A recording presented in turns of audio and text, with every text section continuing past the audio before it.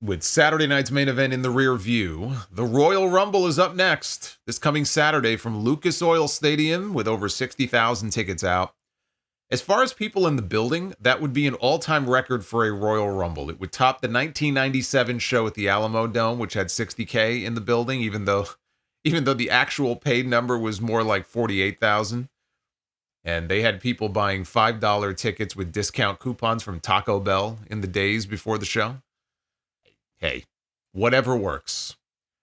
We have 4 matches announced, 2 of which are the Rumbles themselves. If they give both Rumbles some length, I mean, usually the Royal Rumble's about an hour long, but there have been Rumbles, like I think the one that Cody won when it came down to him and Gunther a couple years ago. I think that went something like 74 minutes. Like, if they give both Rumbles some real length, plus the other 2 matches they've announced, then that's the whole show right there. I don't think they need to add anything else this week. But just announced, best 2 out of 3 falls. DIY will defend the SmackDown Tag Team titles against the former champions, the Motor City Machine Guns. This feels to me like Triple H just wanted to get his boys a big match on a stadium show. Because when was the last time we saw these titles defended on a PLE? It might have been WrestleMania. Like, I don't even remember. So as far as who goes over in this match, I don't see them taking the titles off DIY just yet. I think that these 2 teams are going to go out there in front of a big crowd. And if they don't open with one of the Rumble matches, like the Women's Rumble, then they'll open with this. But either way, I think they're going to go out there and have a tremendous match. This is the biggest match that the Motor City Machine Guns have had since coming to WWE. And one of the biggest matches of their entire career so far. It's a big opportunity for them to go out there and really show what they can do, but I feel like they're going to fall just short. And it's going to be DIY getting the win 2 falls to 1. Then we have the Women's Royal Rumble match.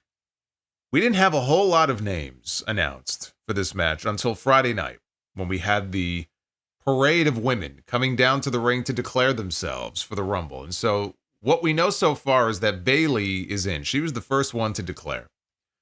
Liv Morgan, Bianca Belair, Naomi, Nia Jax, and Charlotte Flair have all officially announced for the Women's Rumble as I am sitting here recording this right now. Charlotte Flair, it came in the form of a pre-tape vignette. This is the second week in a row they've had a Charlotte video, and in this video she spoke and she declared for the Rumble. And Charlotte Flair against Tiffany Stratton, I still believe, and I believe this for months, is going to be the Women's Championship match on the SmackDown side for WrestleMania. Charlotte Flair does not need to win the Royal Rumble to get that match with Tiffany Stratton. She could win the Elimination Chamber. She could come to that number 1 contender spot in any other way. I don't want to see her win the Royal Rumble. I know it's been 5 years.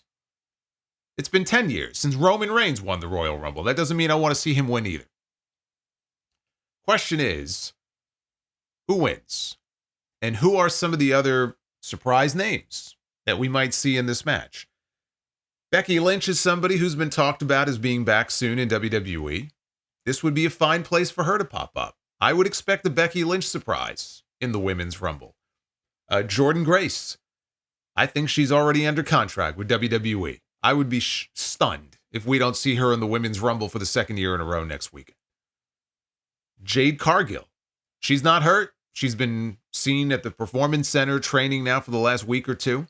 Is she at the Performance Center preparing for her imminent return? Very possible.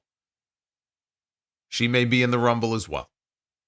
Nikki Bella, I talked about her earlier. It sounds like she's just about ready to make her big return to WWE. It could happen as early as next weekend. What about the TNA Knockouts champion, Masha Slamovich? Right? We saw her make a cameo on NXT a couple weeks ago. We've seen the TNA Knockouts champion make appearances in the Royal Rumble twice now. First it was Mickie James. Then it was Jordynne Grace. Maybe we see Masha in there. I think we'll definitely see an NXT name like Roxanne Perez. Maybe even a Stephanie Vicaire. I think Roxanne is not only in the Rumble, I think Roxanne eliminates Bayley. That's what I think. But at the end of the day, it comes down to who wins. And for me, I've been going back and forth between Bianca Belair and Io Sky. And I would not mind if either of these women were to win the Rumble.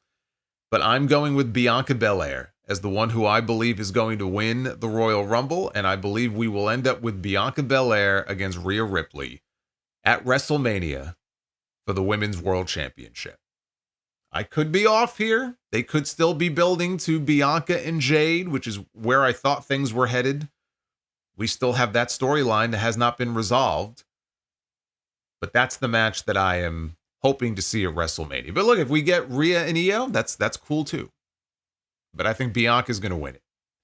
Bianca Belair has not really been involved in anything of any great significance in quite some time. She's too good to still be stuck that low on the card. Like, I think it was fine to get her out of that top mix for a while because it just gets stale after a while. And if she's not going to go heel, because I think she would be a great heel, no indication that she's going to be going heel anytime soon, then it's good to kind of phase her down a little bit. And eventually when you bring her back up, it feels a little fresh again.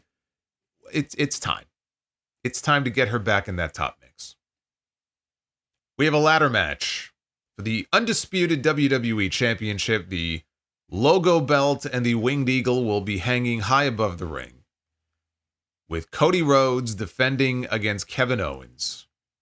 And we have had some great ladder matches before. I mean, you think about the Royal Rumble, 2001. Chris Jericho and Chris Benoit for the Intercontinental title, one of the best ladder matches you'll ever see. All right, there have been some great, not just ladder matches, but just great WWE title matches in Royal Rumble history. And Cody Rhodes has never had one, but Kevin Owens has been a part of a few championship matches. This is going to be a great match. I think you put these two in the ring together, it's going to be impossible for them to have a bad match. You throw in the ladder stipulation. I'm more worried about Cody than I am KO. We saw what Cody did in his ladder match with Sammy Guevara. His last match in AEW was a ladder match for the TNT title. And there were some pretty hellacious bumps in that match. I'll never forget that leaping cutter that Sammy hit on Cody in that match. I think we're going to see some insanity here, but it's got the story to support it. And while I would not mind a Kevin Owens win and even a short run with the title, I just don't see it. I think Cody Rhodes is going into WrestleMania as the WWE champion. And we're at the point now where, it's just nothing's going to stop that from happening. I think that's the path for him.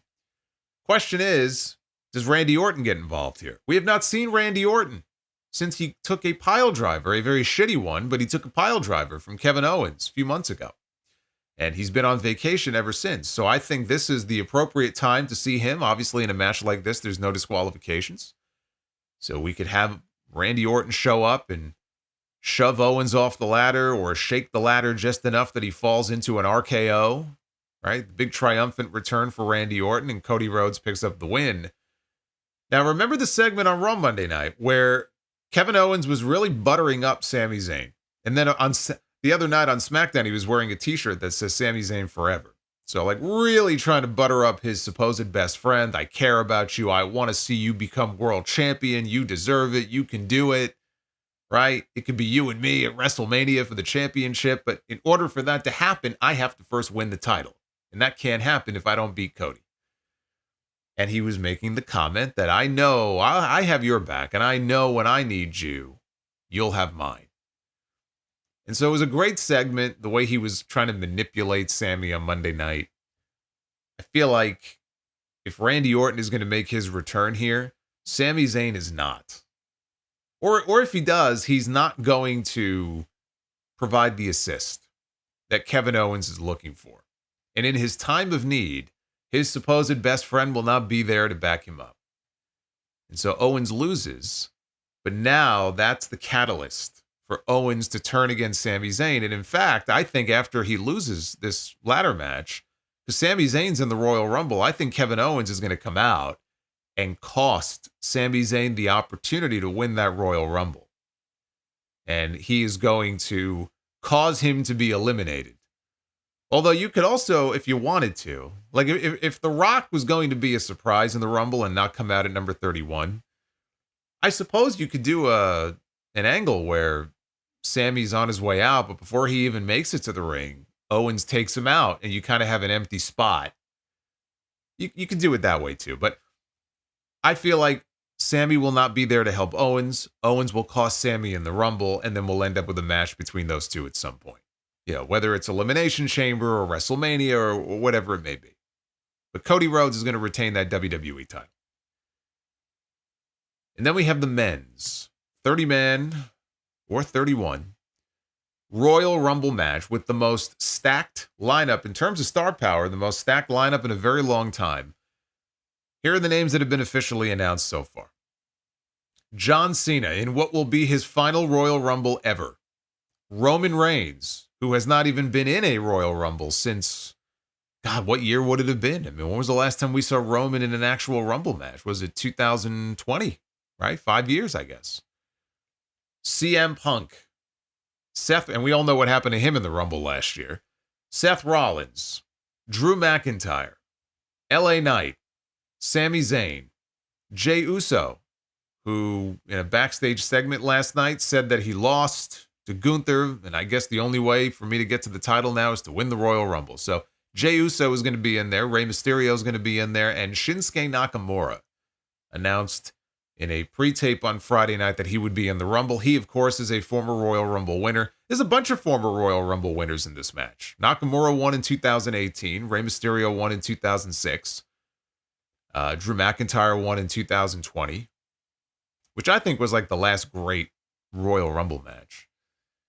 Seth Rollins has won a Rumble before. Roman Reigns has won a Rumble before. John Cena has won 2 Royal Rumbles before. But you look at a guy like Sami Zayn, Jey Uso, it would be their first if they won. But that's 10. 10 of the 30 names are already accounted for. And favorites would have to be John Cena, Roman Reigns, or CM Punk, right? They have to be the favorites at this point. John Cena, if the plan is for John Cena to win the Royal Rumble, then he would challenge for the championship, one of the championships, at WrestleMania. But he does not have to win the Royal Rumble. I predicted that John Cena would win the Royal Rumble last month when I did my predictions for 2025. I no longer feel that way. I am not holding myself to that prediction. And I also pitched the idea of Rock entering as a surprise at number 31. I know everybody's talking about that idea now, but I talked about that weeks and weeks ago after, John Cena thinks he's won, but then The Rock ends up winning the Royal Rumble. So that was just an idea that I kind of floated out there. But here's what I'm going with. I'm going with Logan Paul being the one to eliminate John Cena from the Royal Rumble. And that will then lead to either a match between them at the Elimination Chamber in Toronto or a chamber match that they're both involved in. But the Royal Rumble comes down to Roman Reigns and CM Punk. Now on Raw, in his promo outside of burying Hulk Hogan, Punk mentioned possibly calling in a favor or two if he needs to, right? Little reminder that he still has a favor owed to him by the wise men. Now imagine this match coming down to Punk and Roman as part of the Final Four.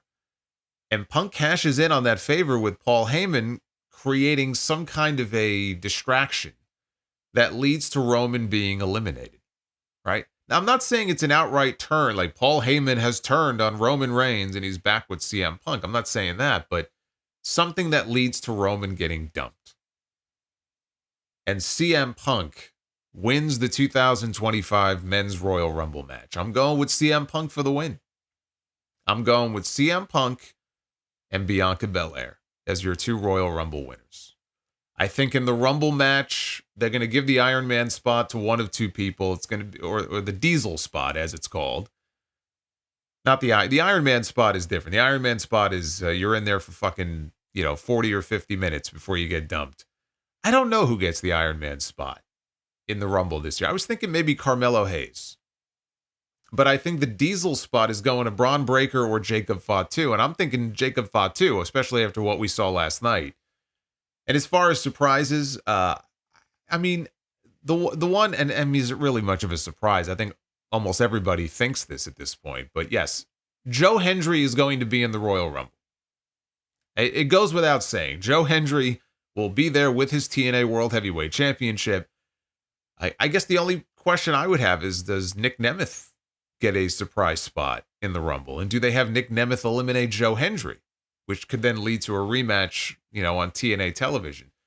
But I don't think they're going to want to muddy up the Rumble with too many TNA spots. So like Joe Hendry is all but guaranteed. Beyond that, I don't know. I don't know. And I kind of like not knowing. I have more potential surprise guesses on the women's side this year than I do on the men's side. Matt Cardona has been talking about, he's been practically begging for a spot in that men's Rumble match. I don't know if they're going to give it to him or not. Could they call up a Trick Williams or something? I'm not saying call him up full time, but could they have Trick Williams in there as a surprise? Sure. Yeah, I could see that. And maybe we even get something with Carmelo Hayes and Trick Williams. Carmelo Hayes is the Iron Man. He's in there 30 minutes, 40 minutes. All of a sudden we hear Trick's music and the look on Carmelo's face like, holy shit. Remember the look on Austin's face when Bret Hart came out in the Rumble in 97, right? You could do that spot with the two of them. So Joe Hendry is going to be in the Rumble, not a doubt in my mind. As far as the other surprises, I don't know. We'll find out together next weekend. But those are my picks. I'm going CM Punk and Bianca Belair.